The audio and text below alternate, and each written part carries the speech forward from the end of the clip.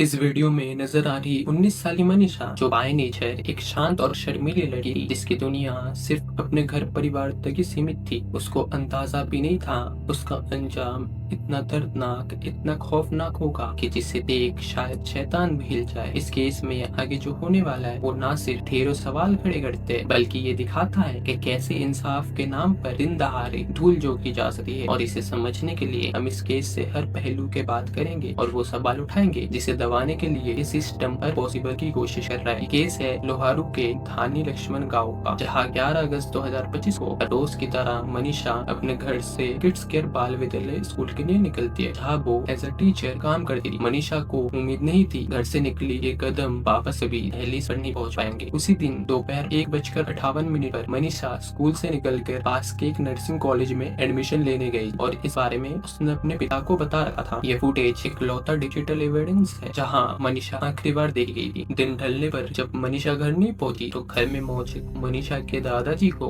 उसकी चिंता होने लगी। गुजरते वक्त के साथ दादाजी का चिंता बढ़ते जा रही थी और इसी चिंता में वो बस के ड्राइवर के पास पहुंची, जिस बस से मनीषा रोज स्कूल के लिए जाती थी। बस ड्राइवर ने दादाजी को बताया मनीषा को स्कूल के बाद कॉलेज में एडमिशन फॉर्म लेने जाना था, जिस वजह से उसे थोड़ा लेट हो गया होगा। बस ड्राइवर की ये बात सुन दादाजी के मन को थोड़ी शांति तो मिली, लेकिन जब शाम 4:30 बजे तक भी मनीषा घर नहीं लौटी तो वो मनीषा के पिता संजय सिंह को कॉल करके इन्फॉर्म करते हैं। देर शाम करीब 6:15 बजे संजय के पास मनीषा का कॉल आता है, लेकिन 10 सेकंड पहले इस कॉल में उधर से उन्हें मनीषा की कोई आवाज नहीं आती, कॉल कट जाती है। उसके बाद मनीषा का फोन स्विच ऑफ आने लगा है। घर पर कॉल की तो पता चला मनीषा अभी तक घर नहीं लौटी थी। दिल में जब किसी अनहोनी का डर बढ़ने लगा तो बिना वक्त गवाए संजय लोहारू से बस पकड़कर आइडियल कॉलेज चला गया, जहाँ से मनीषा नर्सिंग की फॉर्म लेने गई। जब संजय कॉलेज के गार्ड से पूछते हैं क्या वहाँ कोई मनीषा नाम की लड़की आई है, तो वो इनकार कर देती है। रिसेप्शन पर भी संजय को यही जवाब मिलते हैं, लेकिन संजय ने जो बात नोटिस की वो ये थी रिसेप्शन पर बैठे 3 लड़कों ने शराब पी रखे थे। संजय ने तुरंत 112 डायल करके पुलिस को इन्फॉर्म किया और जब वो दोबारा पुलिस वालों के साथ कॉलेज पहुंचे तो कॉलेज स्टाफ ने सीसीटीवी फुटेज दिखाने से मना कर दिया। संजय अपने चाचा के साथ लोहारू पुलिस स्टेशन पहुंचते हैं और उन्हें रिपोर्ट दर्ज करने के लिए कहते हैं, लेकिन पुलिस उनकी कोई भी बात सुनने से इनकार कर देती और ये कह के बात टाल देती है कि मनीषा किसी के साथ भाग गई होगी या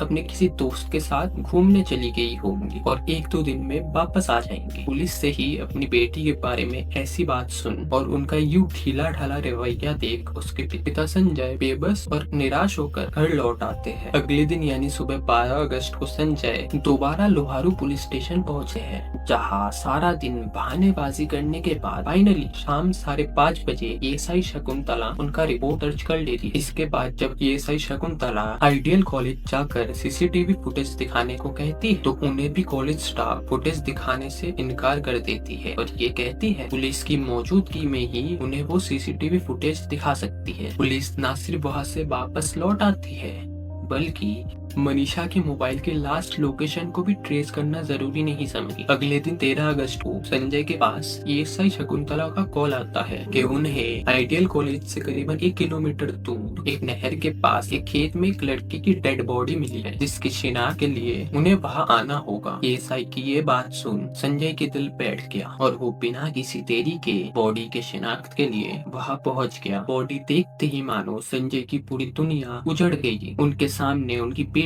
बेजान हालत में पड़ी हुई थी और बॉडी की कंडीशन ऐसी कि किसी का भी दिल सहम जाए। मनीषा की बॉडी एक खेत में पड़ी हुई थी और उसका चेहरा पूरी तरीके से डिकम्पोज हो चुका था, जैसे उस पर एसिड डाला गया हो। उसकी दोनों आंखें गायब थी और चेहरा इस कदर गल सा गया था कोई पहचान ही ना पाए। मनीषा की गर्दन ऑलमोस्ट गायब थी और सिर्फ कुछ इंच से ही उसकी शरीर से जुड़ी हुई थी। मनीषा की मौत की खबर पूरे गाँव में आग की तरह फैल चुकी थी और जो भी मनीषा की बॉडी देख रहा था उनके मन में ये सवाल था कि आखिर मनीषा की ऐसी हालत का जिम्मेदार कौन है जो इस हैवानियत को अंजाम दे गया। जितने लोग मनीषा की मौत की खबर सुन रहे थे उन सभी में अब गुस्सा बढ़ रहा था और बड़ी तादाद में उस जगह भीड़ भी इकट्ठा होने लगी जहाँ पर पुलिस को मनीषा की बॉडी मिली थी। गुस्साई भीड़ को देखते हुए पुलिस ने जल्दी उस जगह को सीज कर बॉडी को पोस्टमार्टम के लिए भेज दिया गया। पुलिस की शुरुआती रवैये की वजह से ये गुस्सा और ज्यादा बढ़ गया था। सभी का कहना था पुलिस ने अगर समय रहते एक्ट किया होता तो आज मनीषा जिंदा होती। धरने पे बैठे सभी लोगों की जुबान पर बस एक ही नारा था कि उन्हें मनीषा के लिए इंसाफ चाहिए और वो तब तक नहीं रुकेंगे जब तक मनीषा के कातिलों को सजा नहीं मिलेंगे। लेकिन मनीषा के पोस्टमार्टम रिपोर्ट में जो सामने आया उसके लिए ना ही मनीषा का परिवार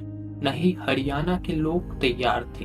इनफैक्ट उससे तो केस की तस्वीर ही बदल गई। जिसने भी बॉडी को देखा था सबको इस बात पर यकीन था कि मनीषा के साथ रेप हुआ है और फिर उसका टॉर्चर कर उसका मर्डर कर दिया गया है।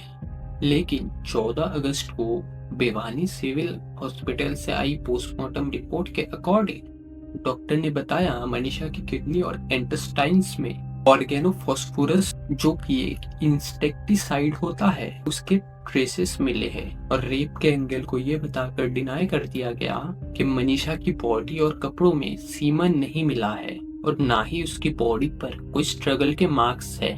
सो पोस्टमार्टम रिपोर्ट के बेसिस पर पुलिस इस नतीजे पे आ जाती है मनीषा की ना ही मर्डर हुआ है ना ही रेप। इसके बाद मनीषा के परिवार के साथ पूरे राज्य के जनता का पुलिस और प्रशासन के खिलाफ गुस्सा फूटना तय था और हुआ भी वही। और इसलिए केस में लीपापोती के लिए सरकार ने कुछ पुलिस वालों का ट्रांसफर कर दिया तो कुछ पुलिस वालों को सस्पेंड कर दिया। बात ज्यादा ना फैले तो इंटरनेट को बैन कर दिया और घर वालों को शांत करने के खातिर सेकंड पोस्टमार्टम के लिए 16 अगस्त को रोहतक पीजीआई में बॉडी को पोस्टमार्टम के लिए भेज दिया गया। बट यहाँ की रिपोर्ट तो इससे भी ज्यादा फ्लॉड निकली। PGI medical superintendent doctor Kundan Mittal ने बताया गले में जो कट के निशान है वो इनरेगुलर है और आशंका है किसी जंगली जानवर ने इसे काटा हो। साथ में वही सेम बातें दोहरा दी गई जिसमें सीमेन के ना मिलने से रेप का एंगल ना होना, चेहरे की बुरी कंडीशन के पीछे एसिड अटैक नहीं बल्कि जंगली जानवरों का हाथ होना। जब ये डिटेल्स घर वालों तक पहुंची तो उन्होंने मनीषा का अंतिम संस्कार करने से मना कर दिया और ये मांग की कि जब तक कातिल पकड़े नहीं जाएंगे वो अंतिम संस्कार नहीं करेंगे। 18 अगस्त को पुलिस अचानक से ये क्लेम करती है कि उन्हें मनीषा का लिखा हुआ एक नोट मिला है।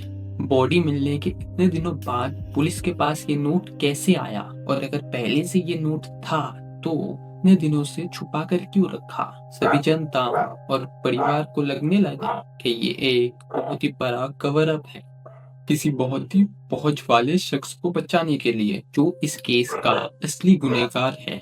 इंसाफ और न्याय के लिए उठी आवाज को शांत करने के लिए एक दिन बाद हरियाणा के सीएम का ट्वीट आता है कि मांग के मुताबिक इस केस की सीबीआई जांच होगी और एम्स में तीसरा पोस्टमार्टम होगा।